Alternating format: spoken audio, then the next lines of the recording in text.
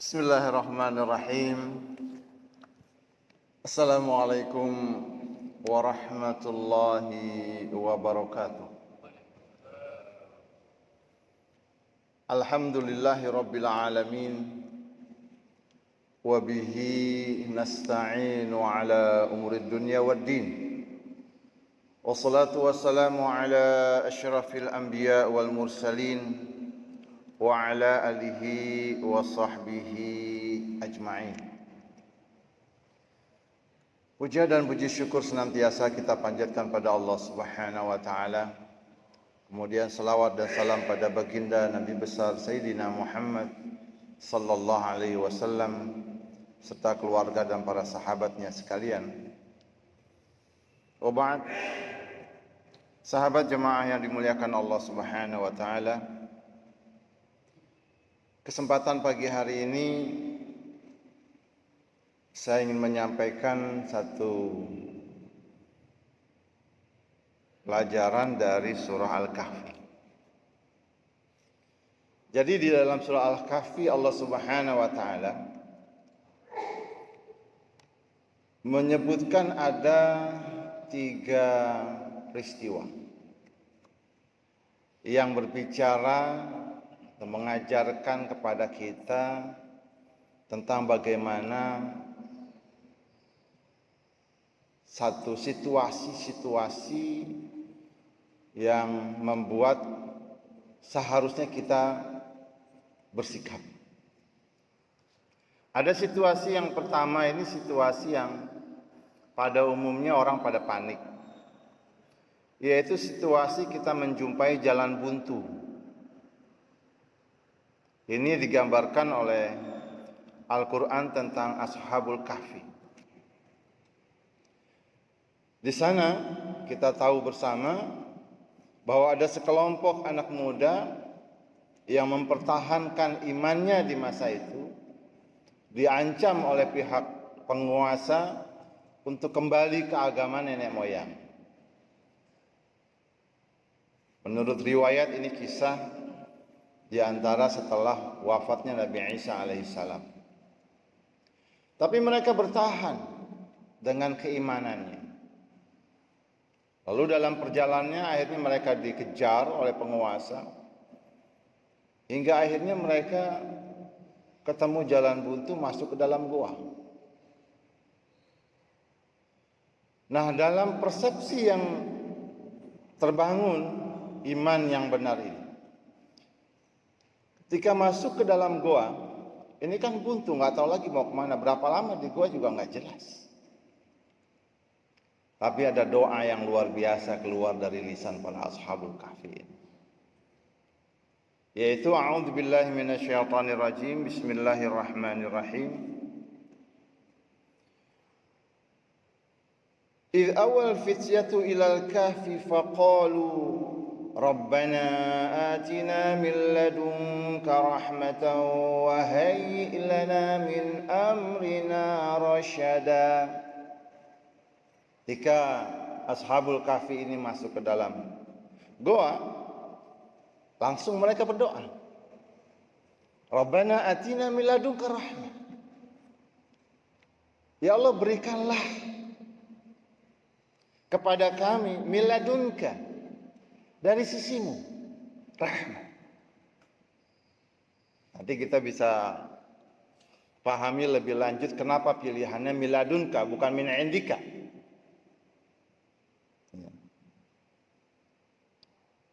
Ya, minta kepada Allah Subhanahu wa taala rahmatnya, kasih sayangnya, cash langsung,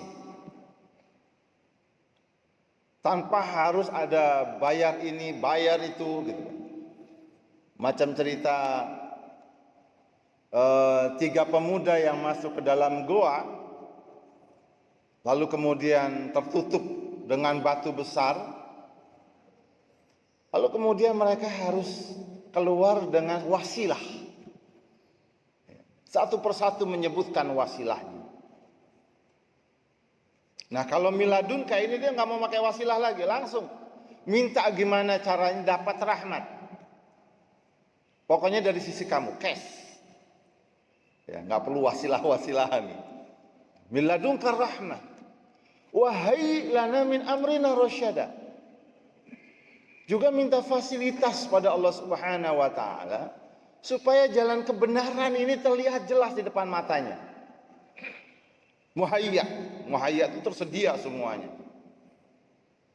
Macam pejabat, semua keinginannya itu muhayya, ya, tersedia. Mau apa, ada ajudan, ada asisten, semuanya itu muhayya. Nah, yang dia minta muhayya ini tersedia semuanya, bukannya fasilitas, tapi fasilitas mendapatkan kebenaran. Min amrina rasyada. Nah, ini menarik kita cermati doa ini. Karenanya sekali lagi, kalau kita perhatikan, setiap kali para nabi itu ketemu jalan buntu, mereka menempatkan Allah itu pada tempat. Jadi kalimat ini menempatkan Allah itu pada posisinya. Tidak merasa sok tahu. Ini kita kan kadang-kadang kalau sudah buntu merasa sok tahu gitu. Misalnya kita lagi buntu, ini banyak hutang, ya. Lagi buntu, kita ini lagi susah kerjaan misalnya. Sok tahu, ya Allah berikan aku pekerjaan. Ya Allah, ya, ini udah mentok nih, minta duit dong.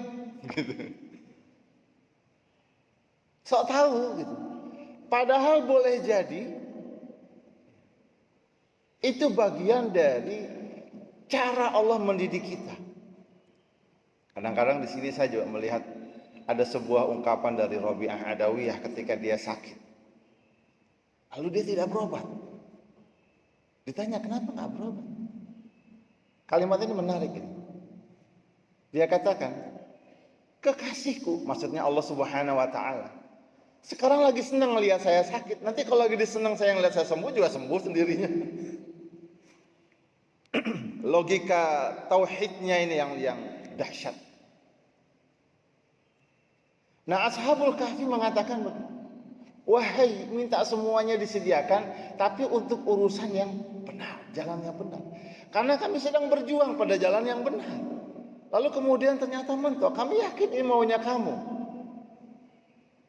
Dan terserah kamu berikutnya. Yang penting kami jangan sesat. Makanya ketika Nabi Yunus alaihissalam itu masuk dimakan perut, ya dimakan ikan, apa doanya di perut ikan itu minta dikeluarkan? Kan nggak ada. Doanya itu malah unik. La ilaha illa anta subhanak inni kuntu minadh dhalimin. Enggak minta ya Allah keluarkan aku dari perut ikan ini, enggak minta gitu. Tapi yang dibangun itu penempatan Allah pada tempatnya. La ilaha illa anta subhanaka inni kuntu minadh dhalimin. Pengakuan tauhidnya, memuji, mengagungkan Allah, lalu mengakui kekurangan diri. Aku ini termasuk, sungguh aku ini termasuk orang yang zalim. Padahal tindakan yang dia ambil dari kaumnya itu, karena menganggap persepsi dia saat itu sudah benar. Kaumnya ini sudah nggak bisa didakwahi lagi, maka ditinggal pergi. Tapi justru di sini kemudian dia sadar itu tindakan yang salah. Karena faktor hidayah bukan urusan dia. Dia masuk kepada faktor yang bukan urusan dia. Makanya ini kuntu minadh dhalimin. Dan terlalu banyak kita dalam kehidupan kita, kita masuk ke dalam urusan yang bukan urusan kita. Kadang-kadang kita masuk ke dalam urusan Tuhan, merasa sok tahu. Urusan masa depan itu urusan Tuhan, sok tahu. Urusan kita itu ikhtiar. Nah, Ashabul Kahfi memahami itu. Makanya dia minta, wahayyi lana min amrina rasyad. Nabi Ayub ketika ditimpa sakit yang begitu luar biasa, orang yang paling kaya, anaknya paling banyak, istrinya cantik luar biasa, satu persatu kekayaannya diambil, satu persatu anaknya diambil. Kemudian Satu persatu kesehatannya diambil. Sakit. Bahkan sekelas Nabi yang begitu dimuliakan di kaumnya itu, karena sakitnya begitu dikhawatirkan juga menular, akhirnya diusir dari kaum. Berdua dia temani istri. Lama-lama istrinya nggak tahan juga ngeliat penyakit itu. Ditinggal juga suaminya, sampai suaminya kesal bernazar, kupukul kau nanti. Tapi dalam kesendirian itu apa Nabi Ayub minta sembuh? Kan enggak. Dia tetap menempatkan Allah pada tempatnya, karena ini bagian dari rekayasanya Allah buat dirinya, bagian dari cintanya Allah buat dirinya. Yang dia minta, ya, Rabbi masani yadur wa anta arhamur rahim. Enggak diminta keluar dari penyakitnya, cuman dia ungkapkan aja realitanya. Ya Allah, kau sentuh aku dengan sedikit mudarat. Enggak dibilang ya Allah aku sakit, ini marud, enggak bilang gitu. Kau sentuh massa itu disentuh.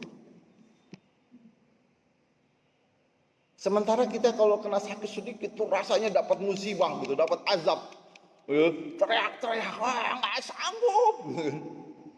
Ini Nabi Ayub enggak? Massan yadur. Kau sentuh aku dengan sedikit mudarat. Dan kalimat massa ini cocok dengan kalimat berikutnya, wa anta arhamur rahimin. Engkau itu maha pengasih, maha penyayang. Jadi seakan-akan dia rasakan saat sakitnya itu, dia sedang diusap-usap oleh sang pencipta, pemilik, pengatur, penguasa alam. Geger itu penduduk langit. Orang sudah diuji kayak begini masih memuji Allah. Ada pelajaran setiap tahun kita diingatkan untuk memahami iradahnya Allah Subhanahu wa taala. Yang kadang-kadang dalam perjalanan setelah Ramadan ini kita suka lupa. Allah tekankan selama sebulan itu yuridullah bikumul yusra wala yuridu bikumul usra. Tapi prakteknya kadang-kadang kita menganggap Allah ini bikin susah aku aja. Padahal di situ Allah tekankan, Dia Allah itu ingin buat kamu itu kemudahan. Dia Allah itu tidak ingin kesulitan buat kamu. Yuridullah ayyukhaffifa ankum wa khuliqal insan dhaif. Allah itu selalu inginnya itu memberikan kamu itu keringanan. Karena dia tahu manusia ini diciptakan dengan penuh kelemahan. Cuman kadang-kadang iradah kita itu mengalahkan iradahnya Tuhan gitu. Nah, Ashabul Kahfi, para nabi itu mengajarkan tetap menempatkan iradah Tuhan, iradah Allah itu di atas iradah keinginannya. Sehingga ketika dia mentok masuk goa, wah mati kita nih. Gak ngomong begitu. Ngapain di sini? Gak ada makanan. Gimana caranya kita hidup? Keluar ketahuan. Tapi yang dia minta, wahayyi lana min amrina rasyada. Minta min ladunka rahmah. Lagi sulit minta cash, ya Allah kasih sayangmu padaku. Siapkan semua urusannya jadi benar. Aku nggak tahu jalan benar tuh gimana, yang tahu jalan benar ya kamu. Kamu yang memberikan taufik kepadaku mana jalan yang benar. Teori tentang kebenaran aku tahu. Tapi bagaimana sepakatnya masuk ke dalam jalan benar itu hanya taufiknya kamu. Nah, kadang-kadang ini masuk yang keduanya ini. Ada orang yang sudah mendapatkan muhayya, kehidupan jalannya benar. Tapi kadang-kadang suka lupa posisinya Allah. Satu ketika Nabi Shallallahu Alaihi Wasallam ditanya oleh umatnya, minta ceritainlah buat kami kisah Ashabul Kahfi itu. Karena lagi itu belum turun ayat, dan standar dalam beberapa waktu beliau menjadi nabi, ya itu nggak sampai 24 jam turun ayat berikutnya. Muhayya, Udah ada aturannya, kira-kira gitu dalam persepsi Nabi sallallahu alaihi wasallam. Beliau katakan, ya besok ya. Besok ya aku ceritakan gitu. Nah, kalimat besok aku ceritakan ini dia sudah mengambil posisinya Tuhan. Makanya langsung ditegur. Wala taqulanna li syai'in inni fa'ilun dzalika ghada illa an yasha Allah wadhkur rabbaka idza nasita wa qul asa an yahdiyani rabbi li aqrab min hadza rasyada. Ini yang saya ingin tekankan, ada kalimat rasyada. Kalau tadi min amrina rasyada, di sini juga ya minta kepada Allah ya li aqraba min hadza rasyada. Diingatkan, kamu itu bukan Tuhan, nggak bisa berjanji untuk urusan ini. Sementara ini yang kamu minta sama Tuhan. Jangan kamu berjanji bahwa aku akan kerjakan, aku akan kasih kamu besok tuh begini gini. Siapa tahu memang masih hidup gitu kan. Illa ayyasha Allah, katakan insya Allah. Insya Allah di sini mudah-mudahan aku masih hidup. Insya Allah di sini mudah-mudahan Allah turunkan wahyu. Allah kasih solusi buat kita, dikasih ilham. Ya. Ada jalan yang kita nggak tahu gimana caranya, insya Allah kita bisa. Karena bisanya kita menyelesaikan setiap problem itu ya karena kehendak Allah.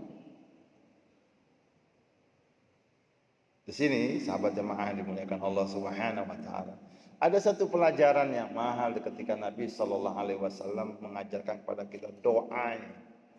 Doanya supaya kita ini tahu diri. Yaitu penyerahan diri kepada Allah. Ya Hayyu ya Qayyum bika astaghits. Doanya menyebut namanya yang maha hidup, yang maha mandiri, kepadamu lah aku minta. Bika astaghits. Apa yang diminta? Aslih li sya'ni kullah. Perbaiki semua hidupku. Semua urusan aku tolong perbaiki. Nah, dalam proses perbaikan ini kadang-kadang kita suka masuk iradah kita melebihi iradah Tuhan. Doa ini mengajarkan kepada kita, aslih li sya'ni kullah wa la takilni ila nafsi tarfat ain.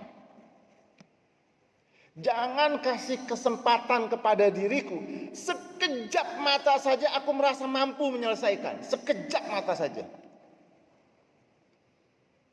Penyakit kita, ketika kita punya skill, kita punya knowledge, kita ahli pakar di bidang ini, semua orang membutuhkan untuk masalah ini, ya sayalah jagonya.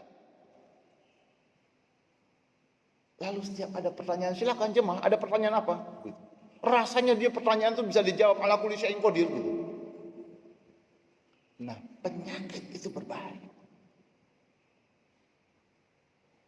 Nabi mengajarkan kepada kita, wala takilni ila nafsi tarfatan. Sekejap mata aku merasa bisa, merasa mampu menyelesaikan semua problem, itu sebuah kesalahan.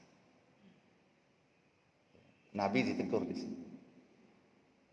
Padahal ini dia sudah merasakan rutinitas. Wahyu itu turun gak nyampe 24 jam setiap. Kadang-kadang kita juga sudah begitu tahu. Oh, ini masalah, ya problem ini ya selesai ini 2 hari.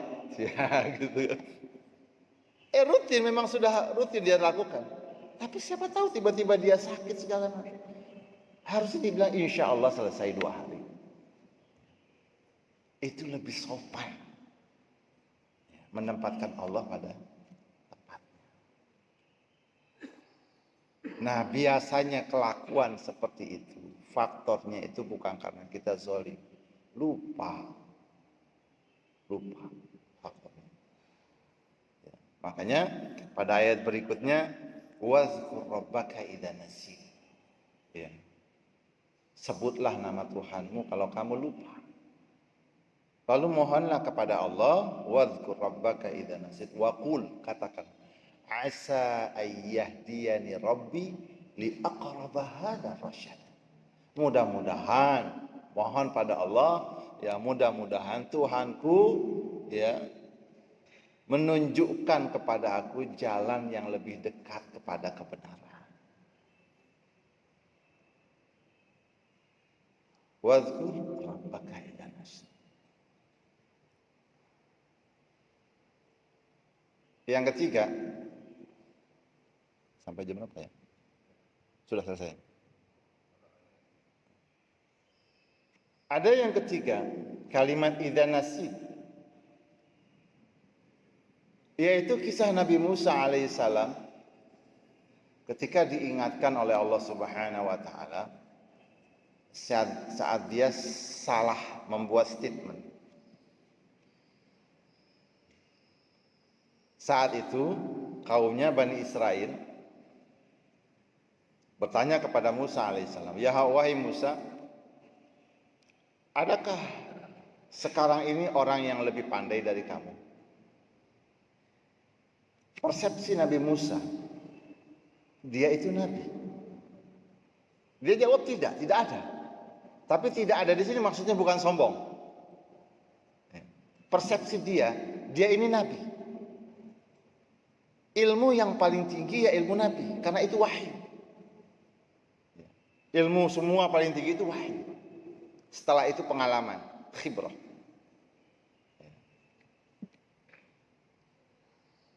Baru teori-teori. Nah, kita suka lupa ilmu paling tinggi itu di teori.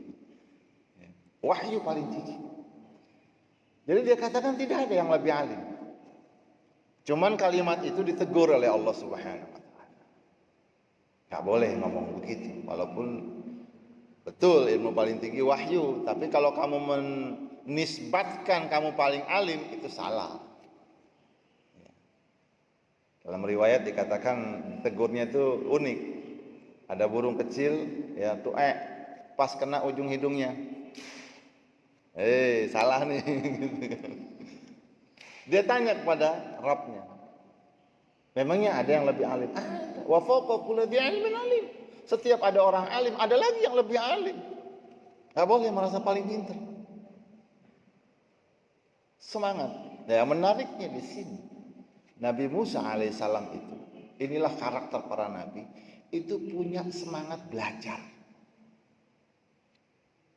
Rasulullah Shallallahu Alaihi Wasallam gitu ketika perang Badar, ditanya, ya Rasulullah, ini posisi wahyu atau pandangan kamu? Ya pandangan aku.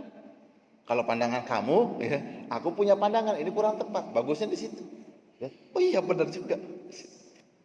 Mau belajar. Khandak, ada senjata manjanik, belajar. Dalam kondisi begini apa yang harus dilakukan? Salman Al-Farisi ngasih tahu. Kalau di Persia, kondisi begini, langkah pertama adalah pertahanan, bikin parit. Yang kuda nggak bisa lompat, ya, menyeberang berapa jaraknya, dalamnya juga nggak bisa naik lagi dia. Gitu. Terus untuk melawan musuh gimana? Pakai manjanik, selepetan. Belajar. Karakter para nabi itu pembelajar sejati. Jadi ketika dibilang ada yang lebih alim, semangat dia belajar, semangat, siap saya mau belajar. Makanya sampai ayatnya itu menyebutkan, dia kejar gurunya itu sampai ada kalimat, pokoknya saya harus ketemu ya di tempat yang dijanjikan, di sana ada gurunya, yaitu di pertemuan dua lautan. Atau kalau perlu saya jalan itu ya hukubah au amdiyah hukubah, saya kalau perlu jalan sampai 80 tahun karena nggak tahu di mana pertemuan dua lautan. Saat itu belum ada peta ya, belum ada juga Google Map gitu, di mana pertemuan dua lautan. Makanya kalau kita baca lagi itu banyak para ulama berbeda pendapat di mana pertemuan dua lautan itu. Ada beberapa ya pandangannya.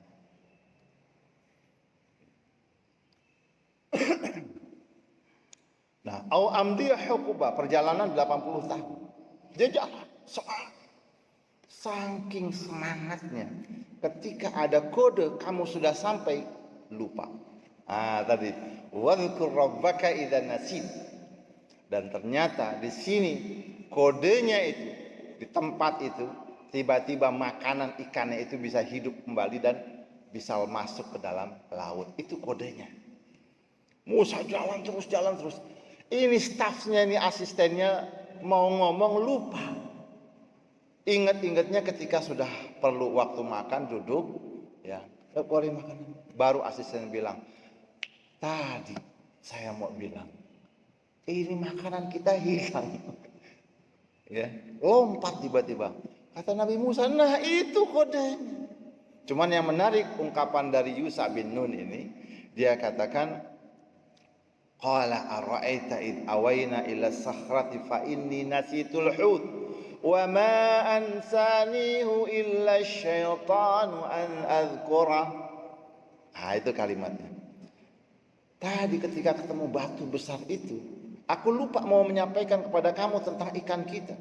Dan tidak ada yang membuat aku lupa ya kecuali syaitan. Jadi hati-hati di sini, ternyata godaan setan itu bukan bikin kita maksiat. Membuat kita itu bikin lupa terhadap sebuah kode-kode kebenaran. Lupa kita menyampaikan, menegur saudara kita yang mungkin ini kurang tepat membahasakannya. Lupa ini bahaya. Dari lupa inilah membuat kita gagal. Tapi Nabi Musa karena pembelajar, tahu itu kode, nggak bilang wah sudah kelewatan, tanggung nih.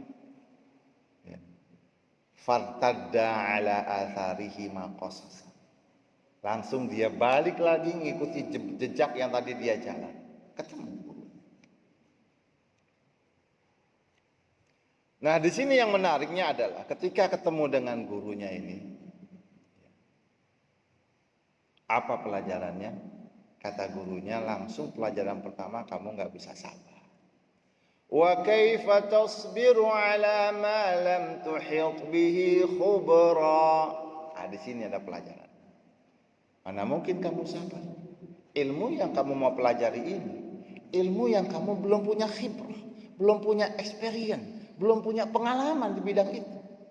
Walaupun kamu nabi ulul azmi minar rusul, nabi yang 5 terbesar kesabarannya, tapi beda. Ilmunya ini bukan ilmunya para nabi. Ini ilmu para experience ini. Orang-orang yang pengalaman tertentu. Musa alaihissalam ini ingin diajarkan. Ini pelajaran sebelum ketemu Fir'aun. Karena di situ praktek lapangan. Nggak bisa modalnya dengan modal kenabian, mukjizat, nggak bisa begitu. Harus ada strategi taktik. Diajarkan di sini. Dan biasanya kalau kita belum belajar di bidang-bidang yang ada, kita nggak sabaran. Di sini kita diajarkan bahwa siapapun kita, manusia ini, itu taqatun juz'iyatun mahdudah. Kemampuan kita itu parsial dan terbatas. Kemampuan kita ini terkotak-kotak. Kalau kita mau punya kemampuan banyak, lebih, kumpulkan banyak potensi yang ada, banyak pengalaman yang ada. Di situ akan kita lebih luas lagi melihat permasalahannya.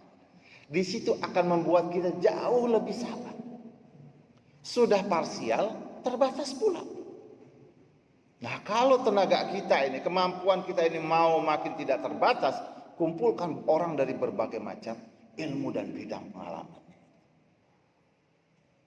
Ini membuat perjalanan risalah ini, agama ini bisa semakin panjang. Terlalu banyak ide, terlalu banyak aliran, terlalu banyak agama, terlalu banyak mazhab yang perjalanannya itu pupus tengah jalan. Organisasi. Ya. Maka apapun cerita di Indonesia ini, ya, organisasi semacam NU Muhammadiyah itu dahsyat. Sudah sahabat lebih dia bisa hidup. NU sedikit lagi ya, 1926, 1 abad. Berapa banyak kita punya organisasi komunitas nggak sanggup hidup berlama-lama. Tapi itu masih dalam proses. Berapa lama sanggup hidup? Makin kita melibatkan semua potensi pengalaman yang ada, tidak mengecilkan diri terhadap keparsialan kita, keterbatasan kita, kita akan tidak siap menghadapi semua perubahan, enggak sabaran. Kesabaran itu didapat ketika kita banyak belajar dari berbagai macam sudut pandang keilmuan. Dan sekali lagi, yang perlu diingat, wadzkur rabbaka idza nasi. Karena setan itu yang sering membuat kita lupa. Sering-seringlah memperbanyak zikir. Mudah-mudahan dengan demikian jalan kita ketemu kebenaran, kebaikan, dalam kebenaran itu semakin Allah mudahkan. Dan yang paling penting, tempatkanlah Allah dalam jiwa kita, depan posisi tempat yang memang selayaknya Dia sebagai pencipta, pemilik, pengatur, penguasa kita. Wallahu a'lam bishawab. Hadanallahu ajma'in. Wassalamualaikum warahmatullahi wabarakatuh.